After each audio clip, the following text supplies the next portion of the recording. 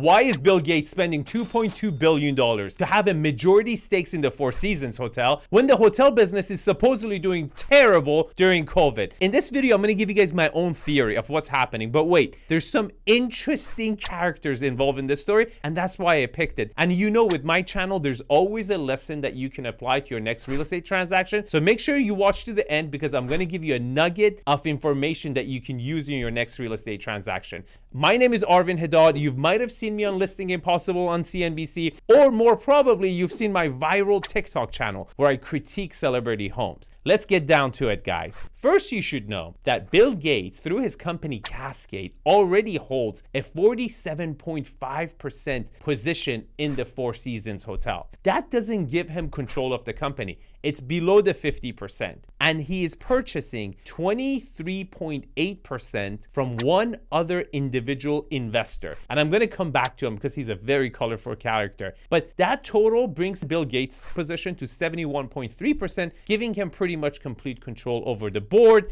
and the company's future. This one individual investor who's selling his shares to Bill Gates is very interesting. I'm going to give you some clues, see if you can guess who it is. His private jet is a Boeing 747. And he was once got into a feud with Forbes over his ranking on the magazine. And it got so ugly that Forbes magazine came out and basically said, we're kind of uncomfortable. He's taking our magazine a little bit too seriously. We've never been in this position before where a billionaire comes and argues with us over their net worth. And it was pretty embarrassing. But most recently, he just got put in jail. I'm talking about a Ritz-Carlton jail in Riyadh, in the capital of Saudi Arabia, on potential corruption charges. He spent a few months, I believe, over there, but then he was freed after paying a fine. So can you guess who it is? Prince Al-Walid bin Talal Al Saud. And if you've had internet connection, then you would know this guy's over the top. Now, in all seriousness, guys, here's a lesson you can learn in your next real estate transaction.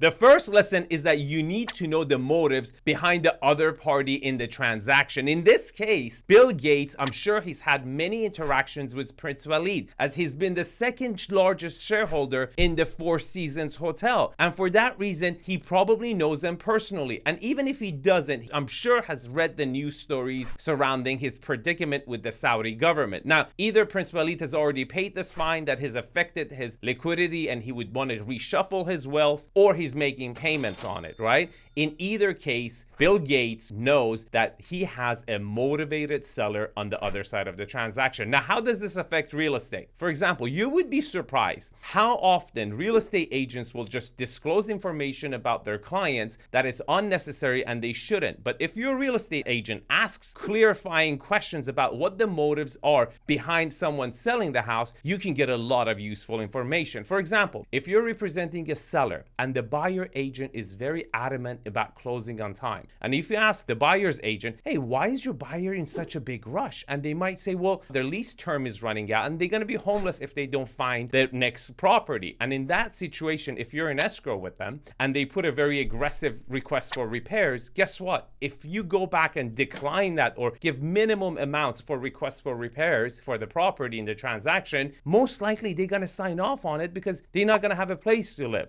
And on the other side, if you're representing, the buyer and you find out that the sellers are, let's say, going through a divorce, most likely in situations in divorce, they want that resolved as quickly as possible. So if you put an aggressive request for repairs in escrow, then you most likely they will sign off on it.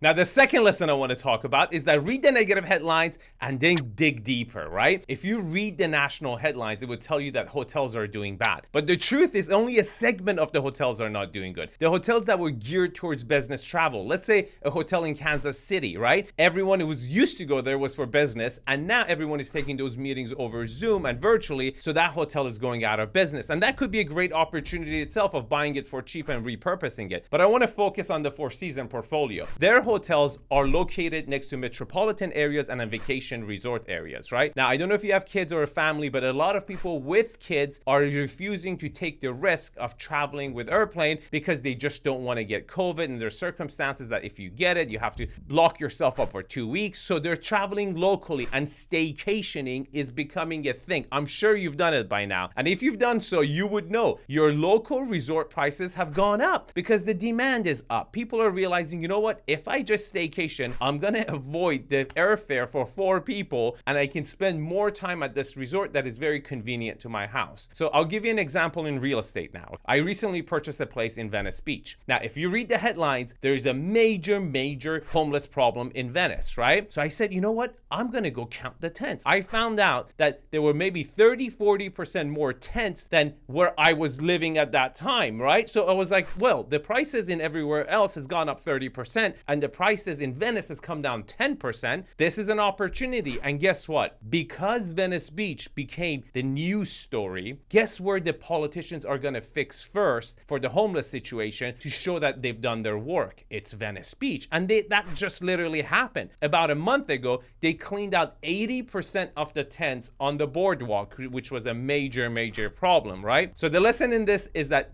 first, know the other person in the transaction, do your research, know why they're motivated, and utilize that information. And the second lesson is read the headlines, the negative headlines, and dig a little deeper and find opportunities. If you enjoy this content, please share it, read a comment, join my community. I would love to know what you think. Have a great day.